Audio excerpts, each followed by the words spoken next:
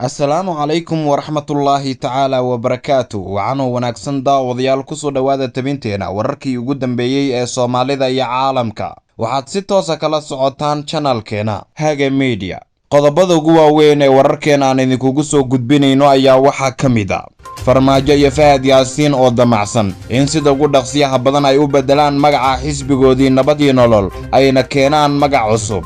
ciidamada dawladda iyo macwiisleyda oo baaritaano xoogan ka bilaabay aadan yabaal oo saacado ka hor ay gudaha u galeen. madaxweyne qoorqoor oo sameeyey isku shaandhayn golihiisa wasiirada ah wuxuuna magacaabay 26 wasiir oo horay xilalka u hayay qaarna uu u kala bedelay xilalka. madaxweyne xasan sheekh maxamuud oo diyaariyey qorshihiisa wadahadalka Somalilandna halkan ayaan kugula wadaagi doonaa.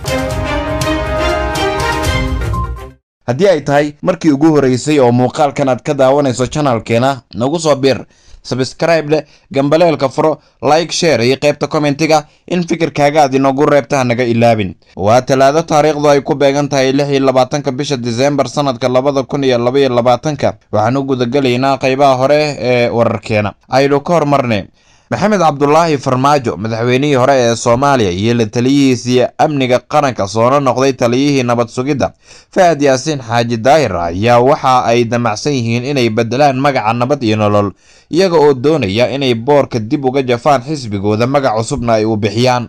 madaxweynihii hore ee Soomaaliya maxamed cabdullaahi farmaajo ayaa damacsan qorshe ah in lagu dhawaaqo dhowaan xisbi gaar ah oo magaca Nabad iyo Nolol aan ahayn.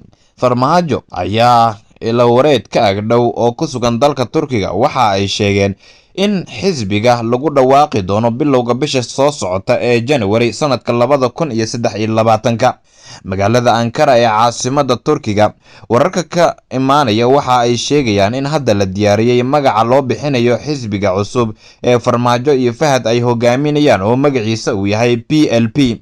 qorshahan waxaa ka qayb qaadanaya agaasimihii hore ee NISA Fahad Yaasiin Xaaji Daahir iyo weliba qawaamiirtii ku jirtay Nabad iyo Nolol oo hadda magacaas ka guuray islamarkaana go'aansaday in magac ka bedel lagu sameeyo xisbiga Nabad iyo Nolol maadaama muddo 5 sano ah ay ugu soo shaqeeyeen shacabka Soomaaliyeed. lama oga waxa uu xambaarsan yahay xisbigan oo uu kaga duwan yahay Nabad iyo Nolol. islamarkaana maxamed cabdullaahi farmaajo iyo Fahad Yaasiin Xaaji Daahir waxay isku diyaarinayaan in ay gudaha u galaan arrimo siyaasadeed iyo isbedel dalka ka dhaca 4 sano marka uu dhameysto madaxweynaha Soomaaliya Xasan Sheekh Maxamuud. farmaajo iyo Fahad waxay haystaan xildhibaano iyagoo aad ay kalsooni ugu qabaan oo baarlamaanka ku jira, xubno ku jira golaha wasiirada oo iyaga ka agdhow, xubno ka shaqeeya madaxtooyada Soomaaliya, saraakiil ciidan iyo shacab aad u tiro badan kuwaasi oo ay aaminsan yihiin marka madaxweyne Xasan Sheekh Maxamuud xilkiisa uu dhameysto in iyagu ay ka dhabayn karaan rajadooda ah in markaasi dib ay u soo laabtaan oo xukunka mar kale ay la wareegaan. xisbiga Nabad iyo Nolol 5 sano ee xafiiska uu joogay dad badan ayaa dhaliilay, dad badanna waa ay taageersanayeen. maalmo kadib ciidamada dawladda iyo kuwa macwiisleyda oo gudaha u galay degmada aadan yabaal ee gobolka Shabeellaha Dhexe ayaa waxa ay halkaasi ka bilaabeen baaritaano aad u xoogan.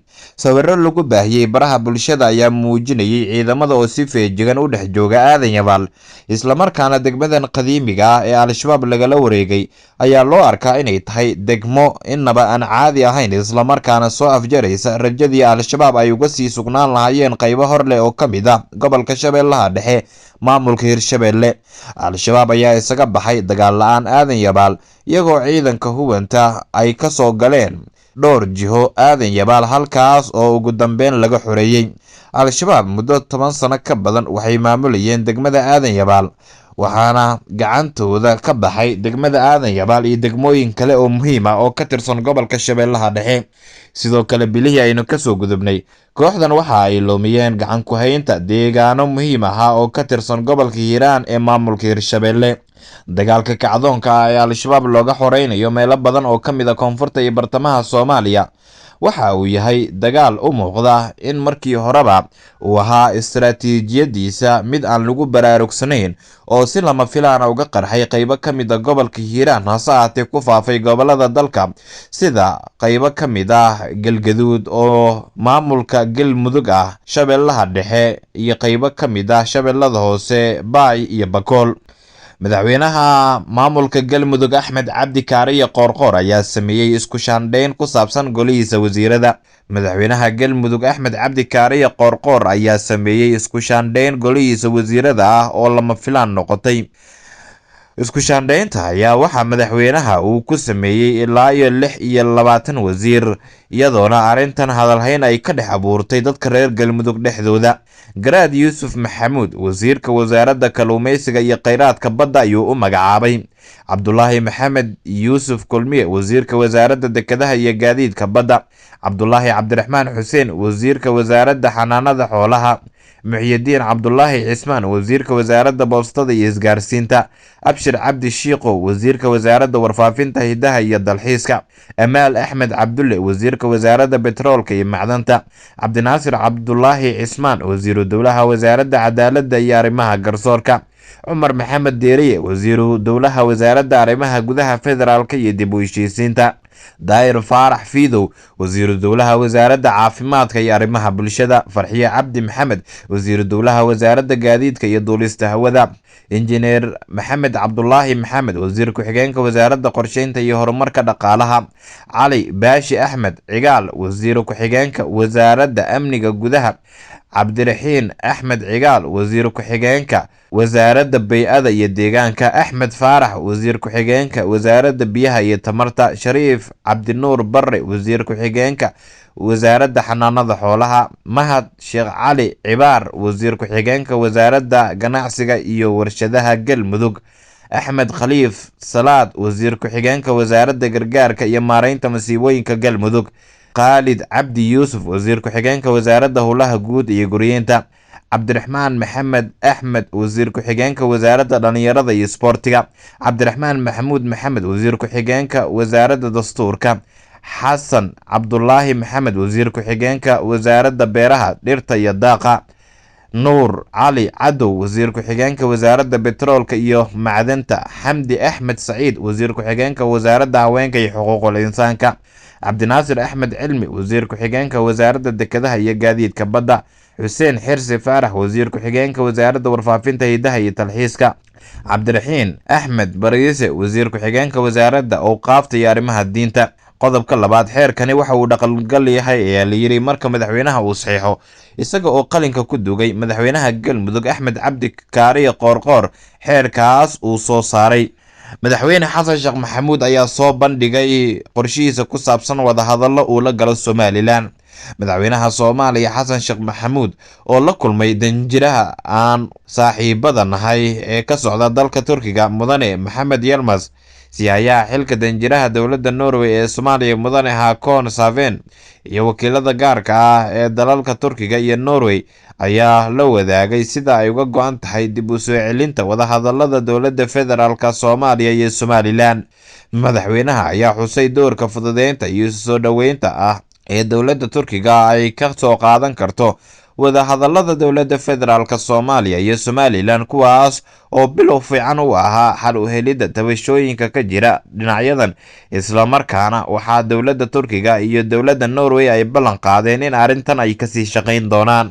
xasan sheekh maxamuud ayaa uga mahadceliyay dowladaha Norway iyo Turkiga sida ay uga go'an tahay in garab istaag ay u sameeyaan soo celinta wada hadallada Soomaaliya iyo Somaliland isagoona ballan qaaday in dowladiisa arrintaas ay si dhab ah u wajahayso. Somaliland 30 sano kadib ma hayso wax aqoonsi rasmi ah oo dal ahaan loogu aqoonsan yahay. wada hadallada Soomaaliya iyo Somaliland dhowr jeer oo hore caqabado ayaa soo wajahay. dowladii madaxweyne Maxamed Cabdulaahi Farmaajo ayay ku eedeeyeen inay ahayd dowladii ugu xumeed ee wada hadal la gasha Somaliland, waxaase ay rajeynayaan in xasan sheekh maxamuud halkooda uu ka sii wado wada hadallada. Somaliland ayaa inta badan caqabado kala kulmaysa dowladda federaalka Soomaaliya, caqabadaas oo salka ku haysa in Soomaaliya aan la kala jari karin wixii wada hadal iyo tabasho ahna ay furan yihiin. barashada quraanku waa waajib kasto saaran qof kasto islaam ah, siibahan waalidka qurbaa ku nool. waalid ubadkaaga bar inta ay yaryar yihiin quraanka kariimka ee culumta shariicada islaamka adigoo ka baraya dugsiga habka online-ka ku shaqeeya ee madrasatul quraan online oo dugsi ku furan 24 saacadood iyo 7 maalmood oo usbuuca. waxaana dugsigani ku jooga macallimiin isugu jira rag iyo dumar kuwaasoo ubadka ku barbaarinaya xifdiga quraanka kariimka iyo barbaarinta sane ubadka culumta kala duwan ee dugsigani aad ku baranaysa waxaa ka mid ah barashada xifdiga quraanka kariimka barashada higaada afka carabiga barashada ducooyinka iyo waliba barashada afka Soomaaliga iyo barashada culumta shariicada islaamka sida fiqiga axaadiista tafsiirka iyo culum aad u fara badan dugsigana ay wax ka bartaan arday kala joogta qaaradaha dunida waxa uu sanad dugsiyeedkan uu qaadanayaa arday kooban oo la barayo diinteena islaamka haddaba waalid ka mid noqo ubadkaaga keen dugsiga madrasatul quraan online wixii faahfaahin inta dheer waxaynu kala xiriireysaan taleefanada shaashada idinka muuqda guud ahaan waa naga inta tabinteena wararkii ugu dambeeyay ee Soomaalida iyo caalamka muuqaalkan haddii aad dhamaysato la sii wadaag asxaabtaada kale mahadsanid